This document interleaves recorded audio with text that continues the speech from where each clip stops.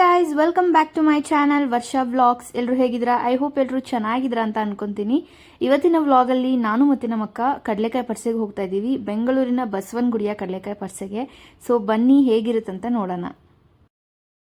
Hey guys, welcome back to my channel Varsha vlogs. And ಈ ವರ್ಷ ಕೂಡ ನಾವು ಮತ್ತೆ ಕಡಲೆಕಾಯಿ ಪರ್ಸೆಗೆ ಹೋಗ್ತಾ ಇದ್ದೀವಿ. ಇಟ್ ವಾಸ್ ಆಲ್ ಅನ್ಪ್ಲಾನ್, ಹೋಗೋದು ಬೇಡ ಅಂತ ಅಂದ್ಕೊಂಡಿದ್ವಿ ಬಿಕಾಸ್ ಲಾಸ್ಟ್ ಇಯರ್ ರಶನ್ನೆಲ್ಲ ನೋಡಿಬಿಟ್ಟು.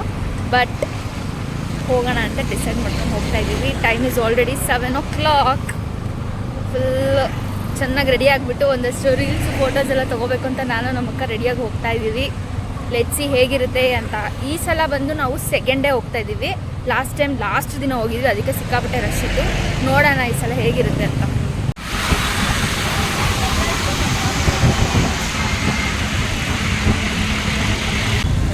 ಓಕೆನಾ ಗಾಯ್ಸ್, ಇವಾಗ ಬಸವನಗುಡಿ ಕಡಲೆಕಾಯಿ ಪರ್ಸೆಗೆ ಬಂದಿದ್ದೀವಿ. ನಾವು ಬೆಂಗಳೂರಿನ ಬಸವನಗುಡಿ ಕಡಲೆಕಾಯಿ ಪರ್ಸೆಗೆ ಬಂದಿದ್ದೀವಿ. ಸೊ ಲೆಟ್ಸಿ ಹೇಗಿರುತ್ತೆ. ಹಾಂ ಹೌದು, ಇನ್ನೇನು. ಓಕೆ ಬನ್ನಿ ಹೋಗಿ ನೋಡೋಣ ನೀವು ಮುಂದೆ ಹೇಗಿರುತ್ತಂತ. ಬ್ಯಾಗಲ್ಲಿ ಏನೇನೋ ತುಂಬ್ಕೊಂಡ್ಬಂದ್ಬಿಟ್ಟಿದ್ದಾಳೆ. ಏನೋ ಎತ್ಕೊಂಡ್ಬಂದಿಲ್ಲ ನಾನು. ಇಯರಿಂಗ್ಸ್ ಇದು ಏನೋ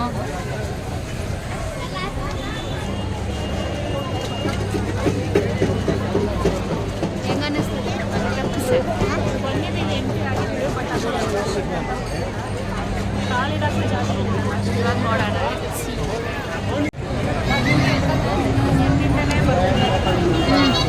ಓಕೆ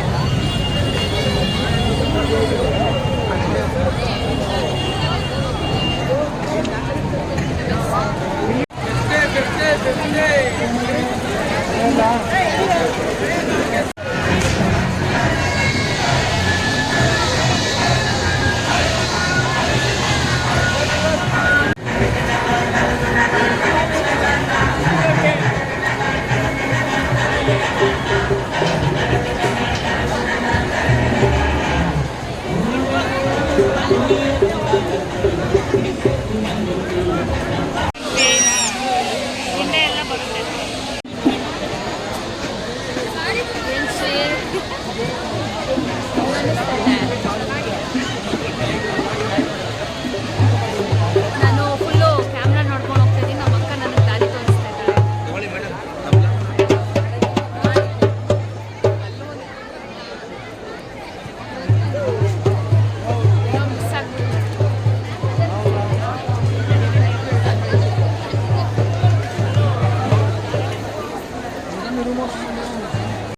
ಹೊರಗಡೆ ಬಂದಾಗ, ಅದರಲ್ಲೂ ಈ ಥರ ಜಾತ್ರೆಗೆ ಏನಾದರೂ ಬಂದಾಗ ವ್ಲಾಗ್ ಮಾಡೋದು ಸಿಕ್ಕಾಪಟ್ಟೆ ಕಷ್ಟ. ಬಿಕಾಸ್ ತುಂಬ ರಶ್ ಇರ್ತಾರೆ, ಜನ ಇರ್ತಾರೆ, ಆ್ಯಂಡ್ ಎಲ್ಲರೂ ನಮ್ಮನ್ನೇ ನೋಡ್ತಾ ಇರ್ತಾರೆ. ಅದೊಂಥರ ಎಂಬ್ಯಾರಸಿಂಗ್ ಮೂಮೆಂಟ್ ಅಂತಲೇ ಹೇಳ್ಬೋದು.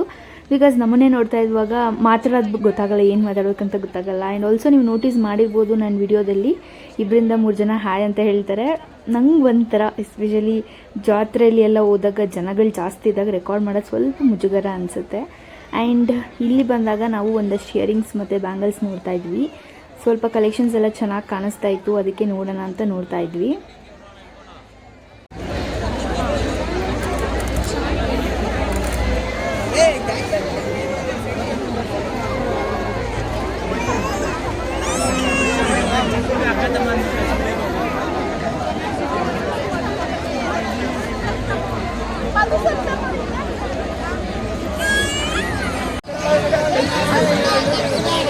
ಸರ ನೋಡೆ ಇದು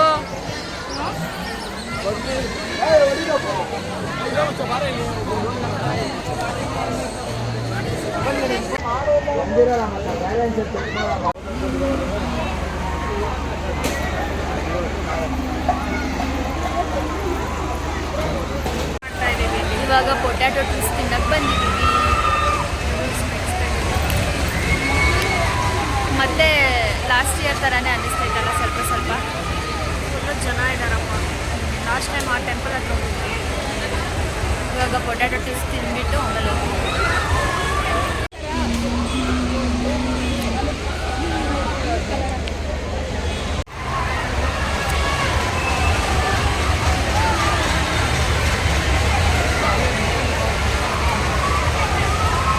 ನಮ್ಮ ಅಪ್ಪನೇ ತಿನ್ನಿಸ್ತಿದ್ದಾರೆ.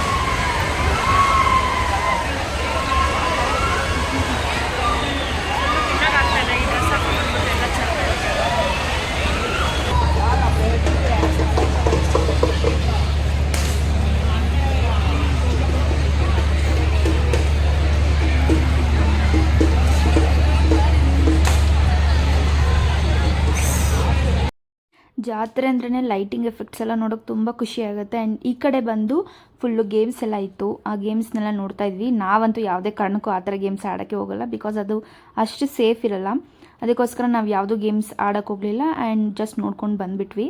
ಜಾತ್ರೆ ಅಂದರೆ ಅಫ್ಕೋರ್ಸ್ ಅದರಲ್ಲೂ ಕಡಲೆಕಾಯಿ ಪರಿಸೆ ಅಂದರೆ ಕಡಲೆಕಾಯಿ, ಕಡಲೆಪುರಿ ಇವನ್ನೆಲ್ಲ ತೊಗೊಳ್ತೀವಿ. ಸೊ ನಾವು ಕೂಡ ಕಡಲೆಕಾಯಿ ಮತ್ತು ಕಡಲೆಪುರಿನ ತೊಗೊಂಡ್ವಿ.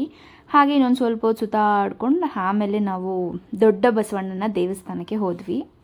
ಕಡಲೆಕಾಯಿ ಪರಿಸೆಯಲ್ಲಿ ನಮಗೆ ಆಲ್ ಟೈಮ್ ಫೇವ್ರೇಟ್ ಅಂದರೆ ಸ್ವೀಟ್ ಪೊಟ್ಯಾಟೊ ಚಿಪ್ಸ್. ಸಿಕ್ಕಾಪಟ್ಟೆ ಇಷ್ಟ ಆಗುತ್ತೆ. ಪ್ರತಿ ಸಲ ಬಂದಾಗಲೂ ನಾವು ತೊಗೊತೀವಿ ಅದನ್ನು ಕೂಡ ತೊಗೊಂಡ್ವಿ. ಹಾಗೆ ಸ್ವಲ್ಪ ಕಡಲೆಪುರಿಯನ್ನು ಕೂಡ ತೊಗೊಂಡ್ವಿ. ಜಾತ್ರೆ ಆದಮೇಲೆ ಇವನ್ನೆಲ್ಲ ತೊಗೊಳ್ಳೇಬೇಕು. ಆಮೇಲೆ ನಾವು ದೊಡ್ಡ ಬಸವಣ್ಣ ದೇವಸ್ಥಾನಕ್ಕೆ ಬಂದ್ವಿ. ನೈಟ್ ಆಲ್ಮೋಸ್ಟ್ 10 o'clock ಆಗಿತ್ತು. ಸೊ ಯಾರೂ ಜನ ಇರಲಿಲ್ಲ. ಗೇಟ್ ಕೂಡ ಕ್ಲೋಸ್ ಆಗಿತ್ತು. ಈಚ್ ಕಡೆಯಿಂದನೇ ದರ್ಶನ ಮಾಡಿಕೊಂಡು ಬಂದ್ವಿ.